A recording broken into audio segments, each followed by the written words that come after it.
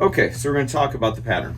So the first thing we've established is we understand that north is up, south is down, and then east and west, it always says we. So that's that. We understand that 180 is at the bottom, 360 or 0 is at the top. We had 90 over here, and this one, what's that one? 270, right? Yep. Okay, so we're at Zephyr Hills. So Zephyr Hills, we've got a couple different runways. We've got runway 5, runway 23. So this is 5 over here, and this is 23. So why is runway 5 called runway 5? You remember that? It's roughly how many degrees? 5 degrees. Not 5 degrees. All the runways 50. Are missing the 0 and they're rounded to the nearest 10. 50. So 50. And so if we imagine, is this approximately 50 degrees? We're starting at 0, there's 90, so 45 is about there. Yes. And by the way, this is magnetic north, so in different parts of the country, like Florida, we got a +4 deviation from true north. So R5 is actually used to be 4, and as the magnetic north has changed over the years, it became 5. Anyhow, we use a standard pattern on runway 5, which looks about like this. And runway 23 is how many degrees roughly? 230. 230, absolutely. Okay, so when we enter a pattern, so we're going to enter for 23, you're going to use a 45-degree angle. Well, the FAA recommends this. This is our 45 for runway 23. That's our 45 degree for 23.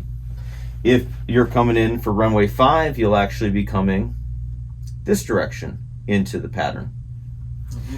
Now, thing I wanted to talk about with the pattern is that we've got like a densely populated area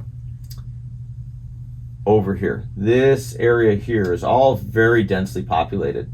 And so what I'm going to talk to you about is that we're going to use some very non-standard approaches to safely get into the pattern. So the first thing is that a Cessna might be setting up these nice mile-long finals. This runway's about a mile. My final here is supposed to be showing you about a mile. Well, if we're in a trike going 40 or 50 miles an hour, like your trike was 40 miles an hour, if you get onto a mile final, we're going to have a problem out here because it's going to take you a minute and a half, if there's no wind, just to get onto final, down to the numbers. And if there's wind, that could easily turn into 2 to 3 minutes. It takes a Cessna on average 5 to 6 minutes to get around the pattern. If they're doing a nice proper pattern, as I call it, 5 minutes. If they're doing a bigger pattern, hopefully 6 minutes. And then some guys are doing 8-minute patterns. They're a menace to the whole traffic pattern, in my opinion. But what we don't want to do is we don't want to be a menace to the pattern. We need to figure out how we're going to get around the traffic pattern in 5 minutes. And so to do so, we're going to be running a much, much smaller pattern. Now, one of the reasons that they go out so far on their upwind, or their departure leg, that's actually called, is because they want to get up to 700 feet or 800 feet per book by the FAA, because more importantly, we want to be at traffic pattern altitude at the point of turning downwind. You don't want to be climbing into the downwind. You don't want to be climbing in underneath somebody that's coming into on their 45 or somebody else that might be on a downwind. You want to be at traffic pattern altitude, and we want to be at traffic pattern altitude because we want to be eye level so we can see other traffic. When somebody's below you, you can't see them. They blend into terrain, especially depending on the color that they are. So when everybody's at eye level, we can all see each other. Now, some airports will say, you know, they want the ultralight style aircraft, gyroplanes, rotorcraft, doing 500-foot patterns. At this airport, they want us all at pattern altitude, which I think is actually much safer, because if we're down at 500 feet, these GA planes are never going to see us, and they're going to be coming and descending on top of us. They're faster than we are. The last thing I want is another plane turning final and doesn't know I've turned final, even though we're on the radio. I want visual as well as radio. So we're going to be at 1,000 feet AGL. They're going to be at 1,000 feet AGL. And hopefully, because they're so much faster than we are, hopefully they're going to be on the outside of us and they're not going to rear end us as we're making our way around the downwind. They're going to be outside of us. But that leads to another problem. If we come in on the recommended 45-degree entry into our downwind, we're crossing their downwind. We're cutting right across, and a guy who's in an airplane right here flying along in this airplane, he hasn't even turned downwind, and you're over here, or even if you're over here with your delta wing, he's going to come around and catch you, and you're going to have a near miss, and somebody's going to have to like climb, dive, turn, do something. So imagine saying that we're going to get on the highway and we're going to just walk on the left shoulder. Well, you can't just go walking across 3 lanes of traffic. And those 3 lanes of traffic are, you might have Cessnas here, you might have a Cirrus that's doing a pattern that looks more like this, you might have some King Airs doing a pattern that looks more like this. Okay, so we've got 3 lanes of traffic before we get to our little dinky downwind. But our dinky downwind is threefold. One, it's getting us around the pattern in the same amount of time as the King Air that's going faster around the bigger pattern. It's also going to keep us where if we lose the engine, we're going to land hopefully on the runway. Okay, we don't want to be in a situation where we lose the engine, we can't make it back. And the third thing is that we don't want traffic come up behind us and rear-ending us because we're so slow. Now, in days where we have like 0 wind, like we just flew, there was like no wind at all. Let's just say, well, our plane's going 50, and that Cessna is going, let's just say 100. So he's double our airspeed, which is bad enough, which is why his traffic pattern is double the size. But now we get into a windy day. All right, so he's got double the airspeed. But we have 25-mile-an-hour winds aloft. 25-mile-an-hour winds aloft. Now, at least when we're into the wind on, say, final, I'm going 50 with no wind. He's going 100 with no wind. And again, this works really, really well. But now we got a 25-mile-an-hour headwind, at least winds aloft at 25 mile an hour. Our ground speed just dropped to 25. His ground speed just dropped to 75. Now, is he twice as fast as us, or is he 3 times as fast as us? 3 times. So when there's wind, and that wind can be in the form of crosswind that's going to crab both aircraft, as soon as there's wind into the equation, with the exception of a tailwind, the differential in speeds in the pattern becomes greater, and you have to be much, much more cautious about keeping your final approach very short. Obviously, it needs to be long enough that you can line up. The other thing worth mentioning is don't do this, especially with the short patterns. Don't do this, because the guy waiting at the hold short line here, waiting to take off, he can't hardly see you here. In fact, I'm going to make that call. General Traffic revolts on a high short final for runway 23. Now, I told him 2 things. I'm high and I'm short. Because if he's looking over here and we're all the way up here, he didn't even see us, especially if he's in a high wing. And if you can't see him, he can't see you even if he's looking in the right spot. If you cut this corner off of your final, you're going to be most likely in his blind spot unless he's in a low wing. That's, but he's just not looking for you over here when you call final. They're looking out here on final, and they're not going to see you, which causes them to pull out in front of you because there is no plane. They should hear you, but hearing and visual is what we're after. So we want to make sure they can see us. So that is an absolute no-no. Now, the second no-no that I started to touch on is that we got to cross all these lanes of traffic. And I mean, this is almost like a pedestrian walking across the highway at this point while traffic is flying through. We're not fast enough, and we're cutting across their downwinds. This is something the FAA has never addressed in any literature I've seen. And the other thing I mentioned earlier is this area out here is all densely populated area. So I don't know if I want to, just because I can fly over densely populated area at 1,000 feet. If I lose my engine and I've got nowhere good to go, and I've got no landing options, I'm not going to fly over to 1,000 feet.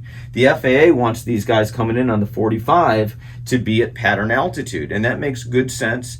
They're maybe less worried about an engine failure, or maybe, but the point is, we don't want to come in at pattern altitude at 1,000 AGL over densely populated area with no place to go. If we have an engine failure, we don't want to cut across this guy's downwind, this guy's downwind, and this guy's downwind to get to our downwind.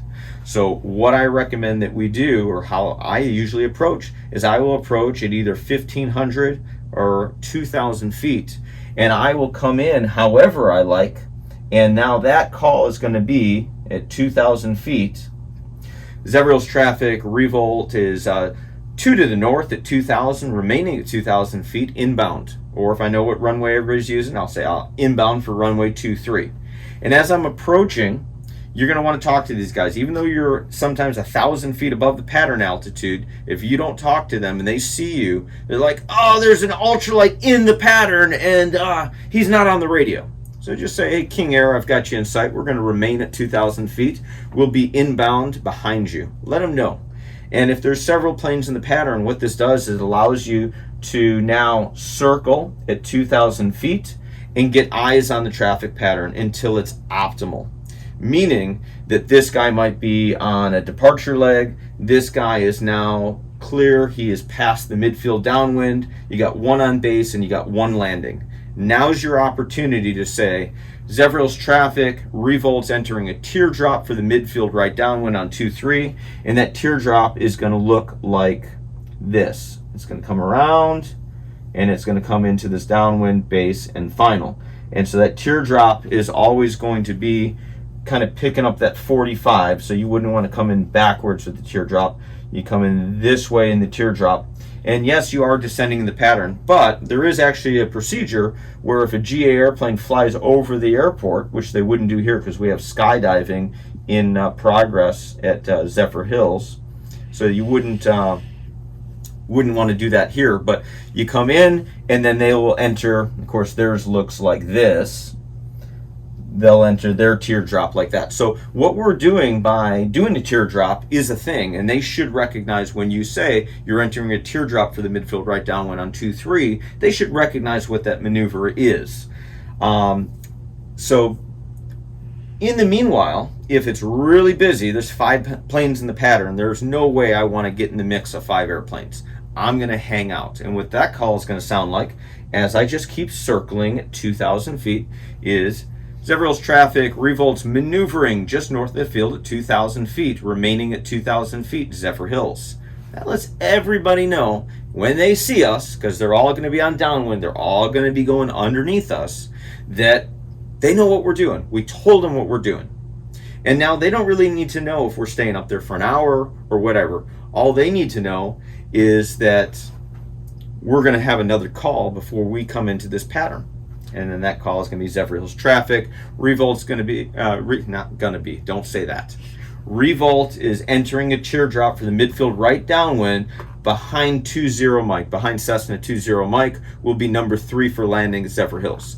And when you're in a busy traffic pattern, calling out that number is very, very critical, because that lets everybody know. And if there's somebody else that's number 3 to land, he's going to, hey, you know, maybe his radio wasn't working, or who knows, but I'm number 3. Oh, I got you. Oh, man, you're out here, man. Okay, you think you're flying a citation, but okay, I see the little 150 that's 2 miles out on a downwind. Didn't see you. But the cool thing is, none of these faster airplanes anyway, should be in here where we're going to be working our tight pattern. So there's some safety, and I won't tell you I haven't had a Bonanza pass me on the inside of my downwind, because it's happened. It's happened at this airport before. So that's always a thing. Now the other thing is, you get these guys turning final with their GA airplanes, and you're coming up here and you're almost needing to start your turn so that because you've got another GA airplane that's right here and he's behind you as well, and so you want to make sure you don't just have to extend all the way behind him.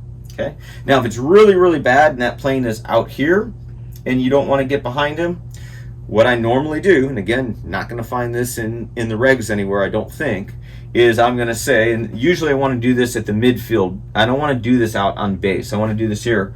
I'm going to make a spacing turn.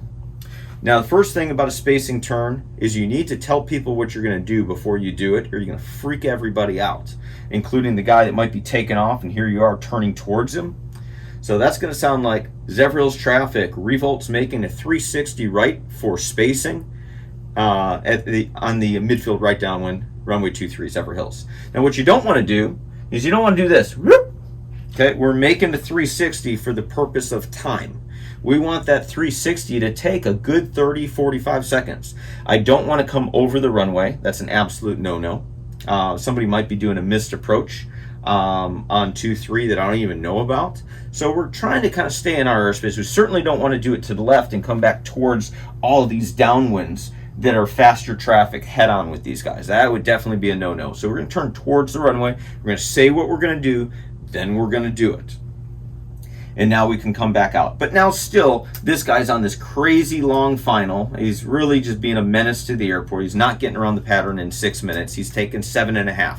If I extend this guy here is going to be a new problem for me. So I need to kind of turn base where I need to turn base. So there are some cases where it looks like we have a collision point going to happen, but again, he's going triple my speed today because we got some winds. I'm actually starting my turn. I've got this monster crab angle, having to fly this way to go this way. My ground speed's 20, and so I'm literally turning base before him. I'm exaggerating this a little bit, but now he sees somebody turning like he's getting cut off. What he may not realize is that he's going to shoot by me. I'm going to turn behind him. We're going to keep 500 feet separation or more, but we're certainly never going to let it get less than 500 feet of separation. But the most important thing I can say about this base is not just Zephyrhills traffic, revolts turning a right base or a tight right base for runway 23. I'm going to say Zephyrhills traffic, revolts turning a tight right base, runway 23, number 2 to land. That right there just took out a lot of problems because, first of all, if this guy's following another guy, we're going to talk. If this guy's right behind this guy, I never saw this guy. He's chasing this guy in on final. I looked, I saw one airplane. I didn't realize there's 2 airplanes landing. And I say number 2 to land. This guy right here is, hey, I'm number 2 to land. Okay, revolt's got you in sight. We're climbing to 1,000 feet. And we're going to fly the upwind at 1,000. The runway is all yours. Okay? And that's the last term I want to tell you, is that when you're in the pattern, especially at Zephyrhills, we get a lot of heavy traffic, a lot of fast traffic, and you hear citation or Lear or anything with the word jet in the name. Although we did have this one time the guy was announcing Challenger, and everybody thought it was a home-built Challenger with a 582 Rotax on it. Well, it was a jet engine, and wasn't any of our Trikes, but somebody, Whirlybird it was, actually cut him off pretty good. But again, it was he said he was on a 2-mile final with a Challenger. So the other aircraft turned a tight base and thought, we're good. Challenger, 60 mile an hour cruise speed. I don't know why this guy's turned a 2-mile final, but he as well as a Challenger jet. So you got to be careful. But when you hear jet traffic, get out of the way. Just get out of the way. And what's important to say is, so I'm getting ready to turn base here, and usually jets don't even make a downwind. They'll like call a 3-mile right base for runway 23 at Zephyrhills. Citations, 3-mile right base for 23. I'm just getting ready to turn base. Well, guess what? You hear a jet that's less than 5 miles out and you're anywhere in the pattern except on short final. Zephyrhills traffic, revolts going around. We're going to climb to 1,500. We'll be maneuvering just north of the field at 1,500. Citation, the runway is yours. Let them know the runway is theirs, especially if you're the only one.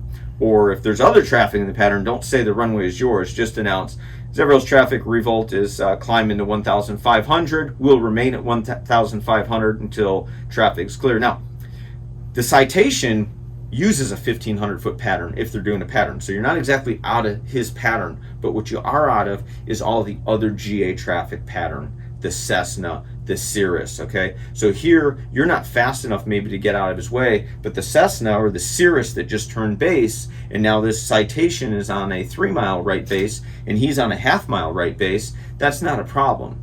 You're a problem because of your ground speed, which is dictated by airspeed minus wind speed. So depending on what that all is, your ground speed's 50 and his is, you know, sometimes 200, 220. Who knows when he decides to slow this thing down? Some guys come in slow with their citations, but some guys come in fast and then they slow it down on short final.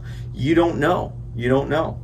And the last thing I'll say also is you'll get these guys in different types of aircraft, and it's going to be important to learn the different types of aircraft, what their cruise speeds typically are. I'll never forget, Diamond makes a twin, which is fairly quick.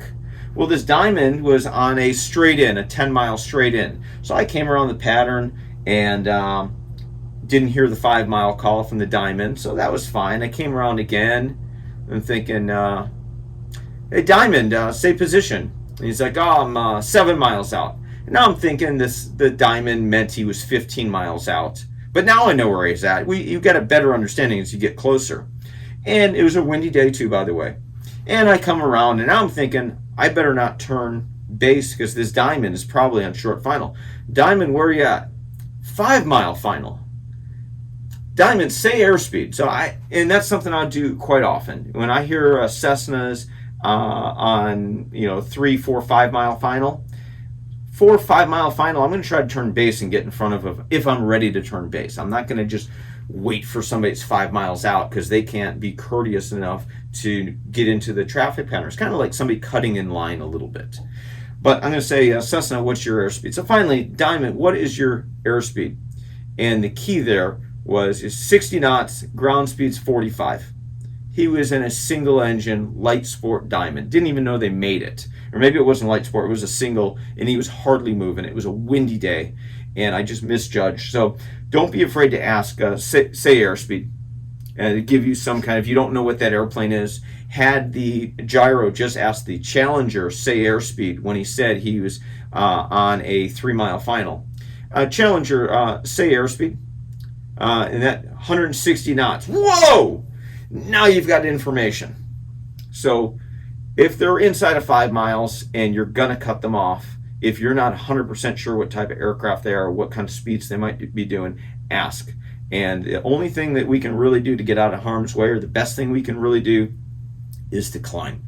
And you can get up to 1,500 feet in a trike real quick, which is kind of above the regular single-engine traffic pattern. And if you're this tight, that citation that is on a 1,500-foot downwind should not be anywhere near the airport. He's going to be like 2 miles out, to give you some idea. We're going to be about a half a mile out. And so the other thing we were talking about too is, how do you judge? You're like, oh, well, I don't know the landmarks around here yet. And I said, what? Don't. Right? So you want to use the runway as your landmark to figure out where you need to be. When you're turning crosswind, which is always the hardest leg because the runway is no longer in sight, you need to look over your shoulder at the runway and see where the runway is at, and see that if you're going this direction, we probably want to make a correction there. Okay, one of the things that we want to make this very crisp, and we don't want to oval this out, this horse track thing. Don't be that guy, because sometimes people didn't hear you. You want to look like you're on crosswind when you're on crosswind. We want to look like we're on downwind when we're on downwind. We don't want to have somebody guessing if we're departing the pattern. Is he leaving? Is he leaving? Where is he going? So make it look like we're doing nice, crisp turns. Our climbing turns for the upwind or the departure leg, should say, to crosswind needs to be a shallow bank, no more than 20 degrees, because it's a climbing turn. This turn here should not be a climbing turn. We should have just been, hopefully, reached altitude before we turn, so just a regular turn. Your base turn is going to be whatever you want it to be. But usually I want a 40-degree turn. Let's make it nice and crisp. If you want to go 60, God bless you. But don't do a 10-degree turn.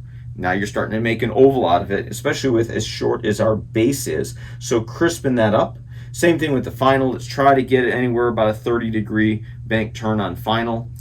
We don't have to worry about stalling the plane unless we push the bar out towards the stall. Well, that's not going to happen with us pulling in and then letting out to turn. So we don't have to worry about stalling. We don't have to worry about spinning on the base to final turn, so we can make that nice and crisp. And that's going to keep our final as long as possible. That's the other thing. When you round this over, not only can that guy not see you, but you're just getting lined up at the point of touchdown. So getting that out there, boxing that out, getting lined up so that now you can set up your landing sequence, very important. But The main reason I want to touch on this is that coming in on a 45 and cutting through all these different downwind legs of all these faster traffic, and just because there's nobody, this is going to take you 4 minutes to get from this guy's downwind to your downwind. So in 4 minutes time, this guy can take off and become a problem for you with this Cessna when he wasn't even in the air when you started in this 45. So that's the reason we use teardrop entries primarily into the downwind. Do you announce in a teardrop that you're descending 1,000 feet or whatever, or is saying teardrop? Saying teardrop insinuates that you're in a spiral down to pattern. Now, normally that teardrop's expected to be from 1,500, and it can be. If there's a lot of traffic, I don't like being at 1,500 feet because some of these guys are at 1,300 feet because they can't hold altitude. We're at 90 feet here, so the 1090, we should be at 1,590, but still it's a 500-foot spacing. They're 200 feet, 300 feet high, and now my student's 100 feet low. We don't have 500-foot separation. So sometimes if it's a busy traffic pattern, I will be at 2,000. And from 2,000, I can lose 1,000 feet in that teardrop. Or the other thing too, is I can actually be parallel to the downwind and make a 360 teardrop and easily lose 1,000 feet. And again, making that 360 really kind of gives me a bird's eye view to make sure I didn't miss anything on the way down. I can see real well. Nobody can see you coming though. You're going to kill somebody if they're there, especially most of these aircraft here are high wing. They can't see you coming. You come down on top of them. Don't expect them to get out of your way. You are the menace when you're descending into the pattern. So it's definitely more dangerous coming down and descending into the pattern always. But again, this GA traffic that we're avoiding shouldn't be in here, and they should be on the radio, and you should have had time to see where they're at so that you don't descend on top of somebody. And the visibility in the trike is so good. And so these are just all the reasons I do it this way. But, I'm sure a lot of people will disagree with everything I just said because it's not recommended. These are the reasons I do it this way. And if somebody has a better, safer way that they can convince me of, I'll do it that way. But that's why we don't see us come in on a 45 very often and into the pattern. Cool.